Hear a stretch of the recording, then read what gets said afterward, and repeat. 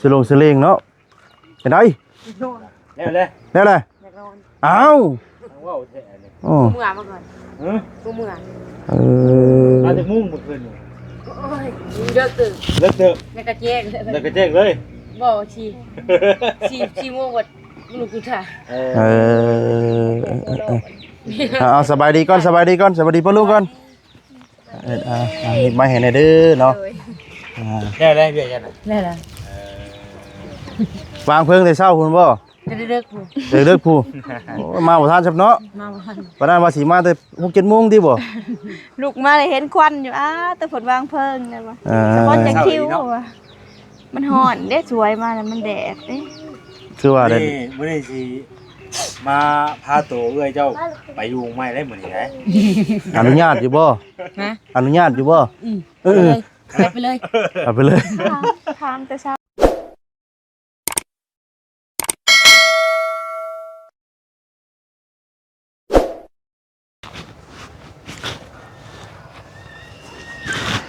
กราบทักทายสบายดีเด้อสบายดีและสวัสดีพ่อแม่พี่น้อง FC เบิร์ดสุขุสู่คนพี่น้องเนาะวันนี้กะทางบริษัทเนาะได้เดินทางเนาะพี่น้องเนาะมาฮอดจอดถึงเป็นที่เรียบร้อยแล้วพี่น้องเนาะเอาพี่น้องเนาะก่อนสิเนาะเข้าไปหาทางน้องทองมีนะพี่น้องเนาะวันนี้กะได้มีข่าวดีเนาะทั้งบริษัทเนาะตัวพี่น้องเนาะถือว่ามื้อนี้เป็นมื้อเดือดงามยามดีเนาะพี่น้องเนาะขึ้นไปเฮือนใหม่พี่น้องเนาะเฮือนใหม่บ้านหลังใหม่นั่นแหละพี่น้องเนาะเป็นบ้านเพื่อและบ้านหลังสีฟ้าเนาะจากที่พ่อแม่พี่น้อง FC เนาะรับผู้นำกันนั่นแหละพี่น้องเนาะก็มีอย่างแน่เนาะก็รับแรกเขาก็ขึ้นไปแล้วก็ทำความสะอาดแล้วก็ปัดกวาดเนาะแล้วก็สิมีแต่งขันห้าเนาะพี่น้องเนาะแต่งขันห้าบอกขอบเพิ่นเจ้าที่เจ้าทางเนาะเจ้าบ้านเจ้าเฮือนพี่น้องเนาะบอกว่าให้ตวงให้ตื่นเนาะพี่น้องเลยในการนั้นก็ให้เพิ่นกะสีฮุบคุบคองเนาะพี่น้องเนาะไปพุ่นแหละมื้อนี้ก็สิพาน้องๆต้องมีเพิ่นไปอยู่บ้านหลังใหม่พี่น้องมื้อนี้ก็ได้เนาะก็ดีอกดีใจนํเนาะทางครอบครัวทางน้องๆเพิ่นพี่น้องเนาะก่อนอื่นก็ขอบคุณทางผู้รักผู้ใหญ่ใจดีเบิดทุกท่านทุกคนเนาะที่เข้ามาซอยเนาะหรือว่าให้ความสนใจเนาะกับครัวทั้งน้องทองมีเนาะแล้วก็ถือว่าเพิ่นก็ทางพ่อพี่น้อง FC เพิ่นก็ยินดีนํเนาะพี่น้องเนาะว่าให้ไปอยู่เฮือนอยู่ซ่านเนาะเพราะว่าบ้านดังนั้นมันก็ฮกขนาดพี่น้องเนาะถ้าว่าเฮาบ่ได้ดูแลมันก็โอ้พี่น้องเนาะจังที่เห็นเนาะที่ว่าคลิปก่อนเนาะทั้งหมดที่เข้าไปทางป้ากับบ่เซนกับบ่บุญเพยนะพี่น้องเนาะก็หญ้าก็ขึ้นเต็มเนาะกุหมกเอาไม้ทั้งผู้รักผู้ใหญ่เพิ่นก็ซื้อมาให้แล้วก็มาปลูกเนาะแล้วก็เต็มที่เบิดทุกสิ่งทุกอย่างนะพี่น้องเนาะแต่ว่ามันมีคนดูแลเนาะมันก็ฮกก็เฮือคือเก่าแหละพี่น้องเนาะวันนี้ก็เพิ่นก็เห็นดีเห็นงามนํเนาะทางผู้รักผู้ใหญ่แล้วก็ทาง FC เนาะเพิ่นก็เห็นดีนํนะพี่น้องเนาะก็เฮาตั้งเฮาก็ดีใจเนาะที่ว่าเฮือนหลังนั้นก็สิได้มีที่คนพักอยู่อาศัยเนาะดูแลและพี่น้องเอ้ยเนาะต่อพี่น้องเอ้ยเนาะไปซะพี่น้องเนาะบ่ลาใหญ่ห้างเนาะสิเข้าไปหาทางน้องเพิ่นเลยพี่น้องเนาะมื้อนี้ก็มานํกัน2 คนพี่น้องเนาะมานํกันอีกสิมีข่าววาต้าแล้วก็เบาจิตเบาค่ำบ่พี่น้องเนาะมานำหลังพี่น้องเนาะเพราะว่ารถมาคนละคันพี่น้องมื้อนี้ก็ได้เนาะมีทางวัสดีก็มานำกัน2 คนกับบ่เซนเนาะบ่จิตกับเบาค่ำแล้วก็เบาเบียดเบาต้ามานำหลังบ่พี่น้องเนาะก็ทางทีมงานเนาะกำลังมาพี่น้องเนาะจังได๋ก็ฝากเป็นกำลังใจให้พี่น้องเด้อเนาะฝากกดไลค์กดแชร์กดติดตามเนาะพี่น้องเนาะไปจ้ะพี่น้องเนาะ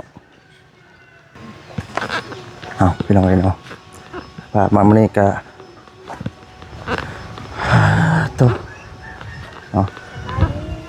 เซเว่นคนยังรอแท้เนาะสบายดีเด้อเนาะสบายดีบ่มีบ่ขาย่องค่อยนะบ่ได้มีขาย่องบ่แปรไว้แห้งเลยคนนี้ยังนอกจากหน้าตาดีก็จิตใจก็ดีนำเนาะดีไปได้ล่ะฮะดีหลายหั่นนะ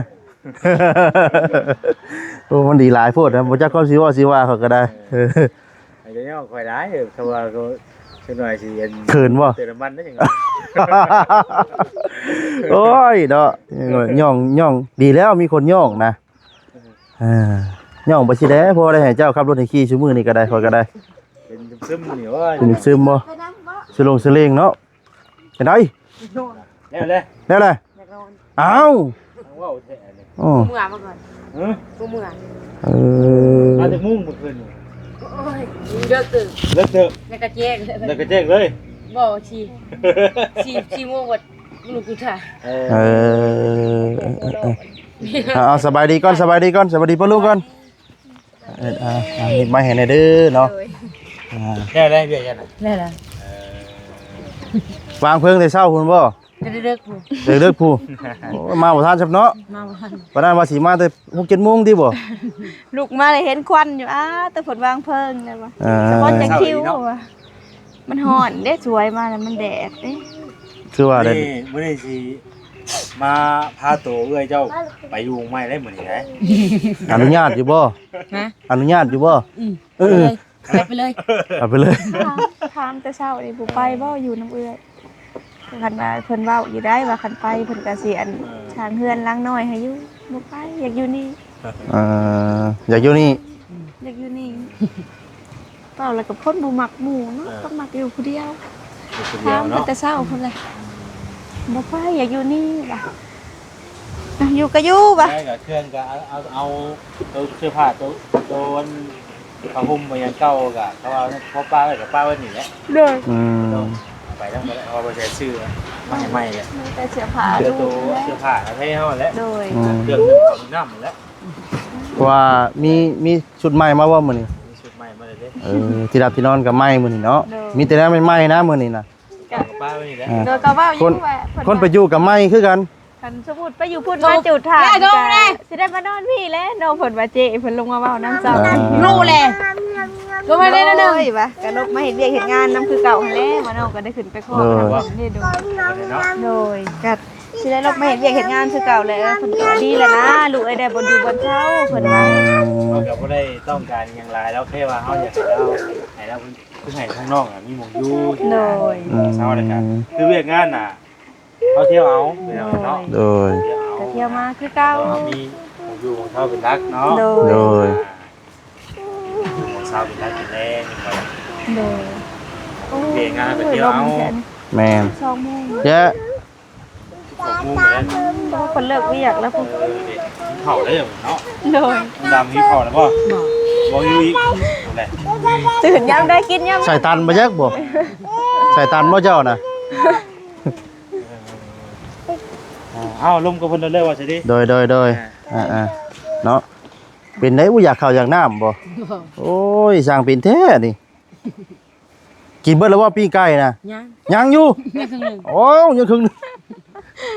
โอ้ยเราประหยัดเก้ประหยัดว่าปิ้งไก่ ยอดแล้วมัน เพิ่นมีตู้แช่เด้ ใส่ตู้ไว้สบายดีเด้อเนาะสบายดีพี่น้องเอ้ยเนาะผ่านมาหากันแล้วเวียกเนาะ ผักเที่ยง ผักเที่ยงโดยพี่น้องเอ้ยทางง่ายเพิ่นก็ทางผักชอบกินน้ำเฮ็ดหยังสู่ผัวกินมื้อนี้ ยังบ่ได้แนวกินได้ยัดหมูไข่อยู่เด้อเนาะ ย่านอยู่ ไข่กับต้มยังต้มมีใส่ไข่บ่ได้ กินบ่ ลู ลูกให้มาต้มมีใส่ไข่ว่าแต่เจ้า โดยก็มีFC หรือว่าทางผู้รักผู้ใหญ่เพิ่นก็แนะนำเข้ามาว่าบ่ให้น้องเพิ่นเด่นโทรศัพท์หลายเด้อว่าซั่นเวลา บ่ได้คอยลิ้นดอก เด่นน้ำนิดหน่อยได้อยู่แต่ว่าห้ามเด่นเรื่อย โดย เพราะว่าต่อไปอันแบบพัฒนาการหั่นนะ แม่นหั่นแห เพราะ ละ มันเกี่ยวกับแสงแล้วก็แพ้ใส่ตกสายตาแน่ว่าซั่น น้องก็ได้ให้เพิ่นได้คันแนวป้าให้ลิ้นกัดป้าเพิ่นจะเพลินได้แม่ โด ก็ ย เสียงไว้ แม่เพราะว่าเด็กน้อยเพิ่นเด่นโทรศัพท์นี่มันสิเพิ่นเพลินหรอกเพิ่นเพราะว่ามันเห็นเรื่อยเลยเนาะ เพิ่นก็ถามหาแม่ก็ว่าโอ๊ยไปโรงเรียนพุ่นนะไปเรียนกอไก่ขอไข่พุ่นว่า มื้อเพิ่นบ่ได้ไปบ่มื้อนี้ ไปหาก็เลิกมา อืม ไปบ่ตะแลงแม่ครูว่าแนวใดฮะแม่ครูบอกแนวใด เอาเนาะมื้อนี้ก็ในครูได้บอก แม่ครูบ่ได้เว้าบ่ เอ ครูบ่ได้ว่าอาบน้ำก่อนจะไปโรงเรียนบ่ โดย นั่นก็เว้าหั่นแหละจ้ะผัดมุมไปโรงเรียน โดยตัวมื้อนี้คือสมอยสมีอยู่มื้อนี้เนาะ โดย เป็นผักเถียงได้ของ เปลี่ยน ก็ได้ เปลี่ยนมุมมองใหม่พี่น้องเนาะมาสองคืนเลยเนาะมาเป็นมืดๆมื้อนี้มาเป็นแจ้งๆแน่พี่น้องเอ้ย กูบอกไอ้ชื่อตัวแล้วกูบอกชื่อ ชอบอ้ายได้ซะ ตัวแหลมเลย มันเป็นอะไร เอาอิลิเอาไอ้เขาวาดนี่แหลมตัวกระแหลมนะ มันบ่ได้ ได้เหรอ ได้แล้วก็เขียนไปละลูกพอจะซื้ออะไร แต่พูดแหลมให้ อืม ตอนนี้เจ้าแหลมผู้เป็น โดยขอทานบ่มื้อนี้ วาด อ้าย เนื้อ ท่าก ระแหลม เก่าแล้ว ไม่เอ้ยมึงวาดเนื้อกระแหลมมึงวาดเลยค่ะ เพิ่นเว้าแล้วเพิ่นคุย ยังเขา ไปกินข้าวน้ำพ่อบ่ไปกินถามแม่เด้อหามเด้อ เราพี่น้องเนาะกำลังพอดีดื้อนะพี่น้องเนาะพอดีเด็กน้อยซำนี้ น้องกัน ที่แหละพี่น้องน้องลูกว่าสิดีก็จักว่าจักปีก็ผู้นี้ ผู้อ้ายนี่บ่ แม่น ผู้อ้ายนี่5-6 ปีแล้วนะ โอ้ บักเหยียบหมาน่ะป้าหมาครบเลยล่ะ ระวังมันครบเด้อเนาะ คล้ายหมากับฮู้ จ้าพี่น้องเอ้ยอันนี้น้องเป็นน้องซ่าเพิ่นเลี้ยงปลาไว้ให้ทั้งอันกินบ่ เพิ่นเลี้ยงปลา อ๋อ กับแม่น โดย แม่นเพิ่นเลี้ยงปลา อ๋อเลี้ยงปลา ตะกี้เพิ่นก็เลี้ยงเป็ดเลี้ยงไก่คือน้องนี่แหละ อืม เพิ่นจ้างคนมาอยู่ได้ตะกี้แต่น้องบ่หันมา โด เพิ่น ย ก็จ้างคนเลี้ยง อันนี้มันเป็นเพื่อนพักบ่ โดยเป็นเพื่อนพัก ไปเดียวกับคือทางของเจ้านี่บ่ โดย อ๋ แม่ อ นหลังนี่ก็แม่น แต่ว่ามีคนอยู่บ่ล่ะนี่ บ่มีหลังนี่ บ่มีเนาะ โดยเขาย้ายออกเด้ อ๋อ ออกมาช่วงเกี่ยวข้าวนี่แหละ โดยเพื่อนหนึงพักได้คนหนึงบ่ เป็นครอบครัวเลยแหละ เป็นครอบครัวใหญ่เลย โดย อ๋อ ครอบครัวใหญ่เลยคืออันนั้นก็ลูกชายเพิ่น คือเพิ่นก็มีดินดอนต้นหญ้าคือกันบ่ เพิ่นบ่ อืม ก็บ่มี บ่มีคือกัน โด บ่ ยเพิ่นบ่แม่นคนบ้านนี่ คนบ้านอื่น โดยเพิ่นมาเอาลูกเอาผัวอยู่บ้านนี่แหละผัวตายป้า เออ แล้วก็เพิ่นก็อยู่น้ำลูกน้ำผัวแล้วก็เพิ่นเอาผัวใหม่ก็ต่างบ้านไกลพุ่นแหละทางเมืองซนพุ่นแหละบ้านผัวเพิ่น โดย อยู่ไปเผาถ่านไปกับลูก โดย เพิ่ แล้ว น มันกัดได้หามเด้อ นักอยู่อ่ะ นัก เอาดิ นักเจ้าก็จะอุ้มได้เนาะ ไป เออ ไปอันต้มหมี่นะอีเพาะไปคืออยากบ่สบายหมาน้อยก็ได้ อืม คือเงาๆแต่เศร้าพุ่นสิง่ายพาไปอยู่พุ่นเพราะคือเหงาหมาก็ได้ อืมเป็นได้เนาะเกียมแล้วว่าเครื่องโครง โดยเกียมเลยเกียมแต่เมื่อคืน อื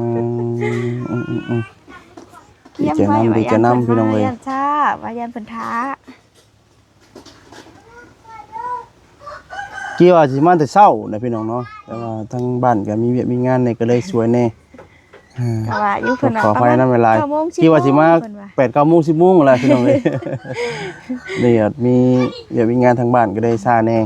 ตัวขออภัยนำพี่น้องเอ้ยพอดีแล้วได้พักเที่ยงเนาะ โดย ก็กินข้าวกินน้ำซักปลาอะไรก็พากันเกี่ยมไปจะได้เพิ่นบอกครอบเพิ่นบ่ได้บ่ โดยครอบแล้ว เพิ่นว่าได้ใด ทางป้าอยู่เวียงผูกก็โทรครอบได้คืนนะคะ อืม เจ้เพิ่นก็ว่าให้ไปนั่นแหละเพิ่นก็ว่าดีมกดีใจนํสู่ตัวได้บ่อยู่บ่เศร้าเพิ่น โด ว่าย ก็ลบมาเฮ็ดเวียกเฮ็ดงานคือเก่าแล้วว่าเพิ่นว่า อ๋อ โอ้ยน้องว่าก็มาเฮ็ดเวียกเฮ็ดงานนำแม่คือเก่าหั่นแหละว่าพอได้เงินซื้อข้าวซื้อน้ำให้ลูกกินน้องว่า โดย ดีแล้วเพิ่นว่า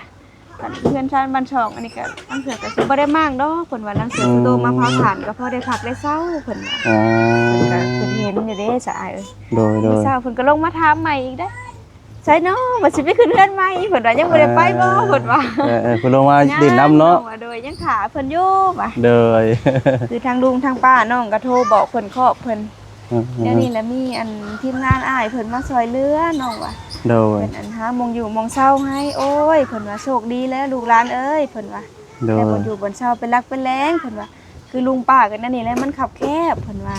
โดย นี่แล้วลูกเอ้ยหลานเอ้ยเพิ่นว่าน้องก็โทรบอกเพิ่นเมื่อคืนนี่ โดย ก็มีแต่ผู้ดีใจนำอ้ายเอ้ยเพิ่นฮู้ว่าเฮาถูกข์เฮายากเด้ซะ แม่นแล้วก็สิได้มีเงินมีแสนเนาะเป็นของเจ้าของแล้วบัดนี้พี่น้องเนาะ ก็เลยว่าสาธุอยู่ได้ตลอดฮอดฝั่งก็สาธุย่อมือน้องว่า โดยเป็นนี่ได้ก็คือว่าเห็นในคลิปของทางมันบ่ว่าเพิ่นว่าบ่ให้ถ่ายเต่าทานบ่ โดยเพิ่นบ่อยากให้ทายเต้าทาน โดย แบบมาหลายคนหั่นนะเต้าทานนี่ก็เพิ่นก็เคยเตือนมาอยู่ได้ทางเมืองทางแขง อ๋อ เพิ่นนั่นบ่อยากให้เฮ็ดปานใด โดยบ่เป็นหยังพี่น้องเนาะเพิ่นบ่ให้ถ่ายก็เอาก็บ่ได้ถ่ายพี่น้องเนาะเพราะว่าดีแล้วเพิ่นก็บอกไว้เนาะ โดย พี่น้องเอ้ยแต่ว่าเฮาก็ถ่ายเนี่ยมุมมองวันนี้พี่น้องเอ้ยเนาะ คือถ่ายแค่นี้ก็ได้อยู่ บ่เป็นหยัง แต่ พี่น้อง เพิ่ เอ้ย ไปอันเจาะจงใส่เตา คือว่าอะไรเพิ่นก็เฮ็ดเวียกเฮ็ดงานเพิ่นเนาะ โดย ก็บ่ติเพิ่นแหละพี่น้องเนาะเวลา ตะ เวีย กี้ ก เพิ่นก็เคยแจ้งอยู่น้องหักลืม เพิ่นแจ้งแต่เฮิงแล้วเพิ่นว่าเวลาถ่ายรูปไลฟ์สดไลฟ์หยังนี่ก็เบิ่งแน่เด้อเพิ่นว่าโรงโรงงานเตาถ่านเตาเถอะเพิ่นว่า อืม หักลืม โดย วันนี้คือชวดกันแล้วเพิ่นลงมาบอกแล้วก็เลยแจ้งสู่อ้ายไป โดยคือเห็นในคลิปเพิ่นของบ่บอสเนาะ โดย คือว่าทั้งน้องเพิ่นก็ได้ข้าวสารบางใหญ่หนึงบาทนี่เนาะ โดย โอ้ดีใจนํน้องเพิ่นพี่น้องเอ้ยน้องดำ เศร้าๆนี่แหละเพิ่นก็ดีใจเพิ่นก็ก็เลยว่าดีใจนำล่ะขอบมกขอบใจเพิ่นเอามาให้อยู่ให้กินก็ได้ว่าหักษาไว้ให้แล้วเจ้าก็ได้บ่แม่นสิป้าให้แบะขึ้นเฮือนเด้อว่าจัง โด เนาะ ย ตามเพลงเพิ่นนั่นแหละบางเทื่อเพิ่นป้ากันแบะไปหาเพิ่นก็บ่ได้ฮู้มื้อได้ บางทีมัวแต่หมุนเฮ็ดกระเวียกเนาะ โดยบางเทื่ออยู่เตาถ่านที่แบะเพิ่นหลายเด้ซะเพิ่นเลี้ยงแบะขึ้นไปแล้วก็ไปกินซะแหละเขาน้องเคยได้ ตะกี้เมียนในนี่แหละเปิดประตูเข้าไปเบิดเขาชานสอบหนึ่ง โดย โอ้ยพออย่างดังห้องดังไห้ สิให้แบกก็ให้พอได้บัดนี้ โดย แล้วก็โอ้ยเฒ่าเอ้ยว่าตายแล้วเนาะว่าเขาชานสอบหนึ่งยังบ่ได้จกว่าแบกกินซ้ำว่า โดย ก็สิได้เงินมาซื้อว่าแล้วก็รักษาดีๆบัดนี้เมียนเอ้าคือทางอันนางดำเพิ่นคือกันเลย โดย รักษาไว้ได้เพิ่นเอามาให้ก็ได้น้องว่า โดย เก็บไว้จบดีอัดประตูข้างแน่น้องบอกเพิ่น ต้องรักษาไว้เนาะกิน โดย เพราะว่าเข้า50โลนี่โหหลายๆเดือนเติบได้เนาะ หลายเติบโอ้ จาก ผู้เดียวก็บ่แม่นสิเขาช่องเรือนพุ่นบ่ คือว่าแล้วน้องเพิ่นคิดได้นี่ว่าสิกินข้าวก็บ่ยากว่าซั่นส่ คน มื้อ ผู้เดียวเนาะกินหันกินนี่ไปแล้วก็แล้ว ได้กินมื้อละ2คาบก็มีว่าซั่น นาน บ่ค่อยอยากเพิ่นเข้าว่าซั่น แม่น เออบ างเทื่อก็เมื่อยเพลียน้ำมันเผาเตาถ่านนี่ก็บ่ค่อยอยากกินข้าวกินน้ำได้ โดยวันนี้ก็มัดเนาะหยิบกระสอบบ่หยิบชอบทาน แต่ว่านี่แหละตัวนี้น้องมันหาย อืม หายแล้วแม่นถาทางชาวไผ่เพิ่นผู้ใดเพิ่นลงมาซอยแล้วเพิ่นยังไปซอยเจ้านั่นอยู่ อ๋อ คนผู้เดียวหลายคนจ้องอันนั้นก็ได้ อ๋ออันนี้เพิ่นจองไว้แล้วบ่นี่น่ะ โดย อืม คือน้องก็สมมุติว่าน้องแล้วอันนี้ก็ได้ไปซอยเพิ่นค่ะเพิ่นบ่ทันแล้วหากยันเพิ่นสิแล้วก่อนอยู่ เพิ่นซอยเฮาซอยเพิ่นเนี่ยเนาะ โดยมื้อเช้านี่ก็ได้น้องดำมาซอยแน่หน่อยนึงเพิ่นลงมากอกซอย อ๋อ เมื่อยล่ะว่าซอยแน่ว่ะเมื่อยกระต้นกระโตว่ะเพิ่นก็ลงมาซอยพอดีทีมงานเพิ่นเข้ามาถ่ายทำแล้วเพิ่นก็หยุดขึ้นไปหาเพิ่นก่อน พี่น้องเนาะก็มื้อนี้ลมมื้อนี้เนาะ ลมหนาวมื้อนี้ ลมพี่น้องเนาะลมออกจะว่าฝนตกบ่ครึ้มๆนิดนึงว่าหัวลมออกบ่ที่แรกสาเหตุที่ว่าคนเฮามันไข้เนาะอากาศเปลี่ยนแปลงพี่น้องเนาะอากาศเด็กก็ร้อนเด็กก็หนาวเด็กก็ลม หนาวแล้วก็ไข้หวัด แม่นส่วนหลายไข้หวัดบ่ว่าแต่เด็กน้อยผู้ใหญ่ก็เป็นคือกันพี่น้องเอ้ย มาครบเด้อดื้อลูกเฮาบ่ด้วย อันนี้ผู้หล่าเนาะ โดย กับผู้อ้ายผู้นี้แล้วว่ะ ผู้อ้าย จักปีแล้วผู้นี้นะ ผู้นี้ละ4 ปีก็ได้เอ้ย 4 ปีแล้วบ่ โดย เอ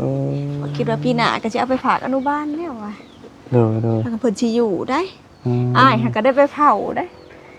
ต้องได้เผาเลย โดยตอนนั้นไปฝากตะวิทเผา ทำ ที อิฐ นึง ทำอิฐต้องได้เผา เพราะว่าเพิ่นยังบ่คุณ ได้เผา คุณชินกับอันเด็กน้อยอยู่หั่นเด้ ลูก น้ำมู เนาะ น้ำหยังเด้ โบลินนะคือเดี๋ยวนี้คือการโบลินน้ำหมู อืม นั่งอยู่เฮียงข้างแม่ครู เฮาบ่กล้า ยังบ่ลึกเนาะ เฮาบ่กล้า ยังบ่ลึกเด้ คือว่าแล้วอยู่ในเตาถ่านบ่ได้มีขู่มีหมูอ้ายเอ้ยลิ้นอยู่กับน้อง2คนไปผุดผัดหมูหลายกับ่กล้าลิ้นนำ แม่น ได้แต่ลูกน้าบ่าวผู้นางน้อยแควเฮียนหั่นแหละไปนำกัน2คนเพิ่น ถ้าครอบครัวทั้งน้องเพิ่นนั่นแหละ โดย น้องยังที่น้องกับผู้หญิงน่ะ น้องพาไซ อ๋อน้องพ่อชาย โดย โอ้ น้องพาไซ เพิ่นอยู่ไสเพิ่นพักอยู่ไส พูดเลยทางผักเฮือนชาวดำไปพุ่นเลย คุณบ่ โดยกระตูกปกมะกอกเด้อ้าย เป็นจังได๋ครอบครัวทั้งเพิ่น ก็เพิ่นก็เขาอยู่พอกินอยู่ครอบครัวทางเพิ่น อ๋อ เพิ่นหักยังว่า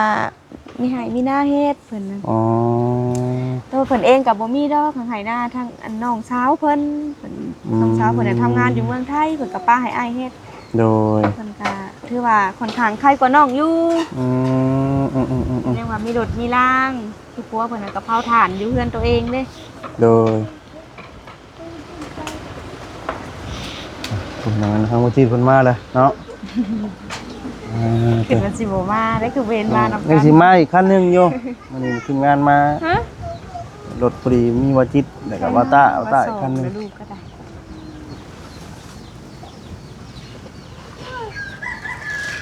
ลมหนาวเนอะโอ้ยเป็นหวัดเป็นไอ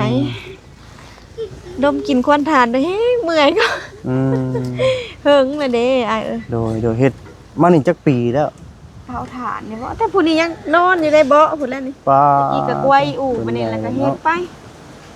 กินดอกกินทานอูดเนาะ โอ้ยแต่ว่าลูกน้องสองคนนี่นั่นเป็นอันปอดเบิดทุกคนได้ยามไข่หนาวๆมื้อนี้ปอดขึ้นนะ เพราะว่าชีแรกนี่เฮาเฮ็ดกับทานกับหยังนี่แหละ ก็ได้พาเพิ่นไปอบไปห่มเลย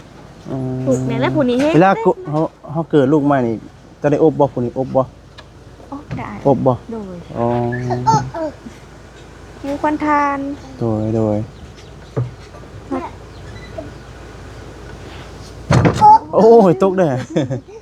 ไปหาเพาะไป ระวังเจ็บเด้อหามเด้อ เพาะไปลูก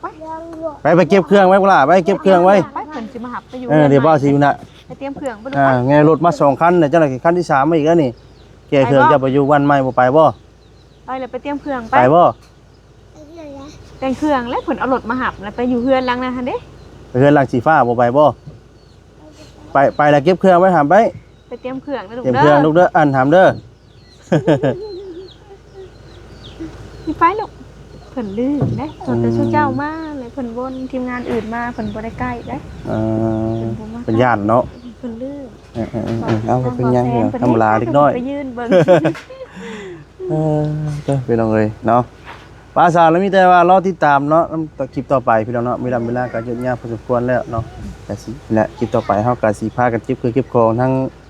น้องทองมีเพิ่นเนาะไปย้ายไปอยู่พุ่นแหละเรือนหลังใหม่เนาะแล้วก็มีแต่เสื้อผ้าหน้าแพร่แหละเพราะว่าที่รับที่นอนก็มีเลยพี่น้องเนาะมีแต่เก็บเสื้อผ้าหน้าแพร่แล้วก็สิ่งที่ว่าในเฮาเพราะว่าตอนเที่ยงเขาก็ต้องได้มาพักอยู่นี่เนาะกินข้าวกินยำส้มปลาตอนแรงก็สิพุ่นนะพี่น้องเอ้ยเนาะก็เก็บไปบ่หลายเนาะ จะไปบ่หลายปานใด แม่นพี่น้อง ปัด เอ้ย อั เนาะ นไปอยู่เบิ่งก็จังขย่อยคนไปก็ได้เนาะก็ยังเที่ยวไปเที่ยวมาเฮ็ดเวียก โดยภาษาน้องลำลาไปก่อนเนาะอยู่ดีมีแฮงบ่ทุกคนเด้อพี่น้องเด้อเนาะฝากกดไลค์กดแชร์เนาะสบายดีเด้อเนาะสบายดีพี่น้องเอ้ยสบายดีถ่ายคลิปดีได้ดีน่ะ สบายดี สบายดี เป็นไรก็ข้อกีฬาง่วงอยู่อาการกำเริบบ่ อากาศกำลัง โอ้ยฮะ เรื่องนะว่า กำลังมาฮอด อากามาฮอด มาจากคน 2 คน โอ้ คอยว่าสิตัวจะอยู่คอยบ่มาว่าอยู่ แต่ตัวเขาไว้ได้แล้วก็มี GPS เนาะ บ่คำเนี่ยตัวคนบ่เป็นบ่คำน่ะ โอเคเนาะ ได้แล้วบ่ ได้ขอยกะสิจบคลิปก่อนบัดนี้เนาะไม่นำแล้วก็ยืนยาวเลยเข้ามาหาว่าคำก่อนพี่น้องตัว ว่านี่มาพบกันช่วงค่ำซะเนาะ แม่มื้อนี้เตรียมยังมามื้อนี้ก็หิวข้าวได้ ไปนะ เจ้ามียังมาเกลือข่อยบ่นี่ มีอยู่นี่นะ ฮะ เขาก็อยากนอนแท้ หิวข้าวได้หิวข้าว อ ได้ ยากนอนข่อยน่ะ จากนอนตื่นแต่เช้าเด้อตื่นแต่เช้าหลาย มีแนวเติมบ่ ฮะ มีแนวเติมบ่ บ่มีเด้อเฮ้ย ก็เริ่มมีแนวเติมมาแต่ก็นี่ ไอ้ทิพข้าวบ่ข่อยก็สีสั่นเดินหนาวก็คือหิวข้าวเลยโอเคเนาะโดยพี่น้องเอ้ยไปเอาสบายดีเนาะสบายดีเนาะ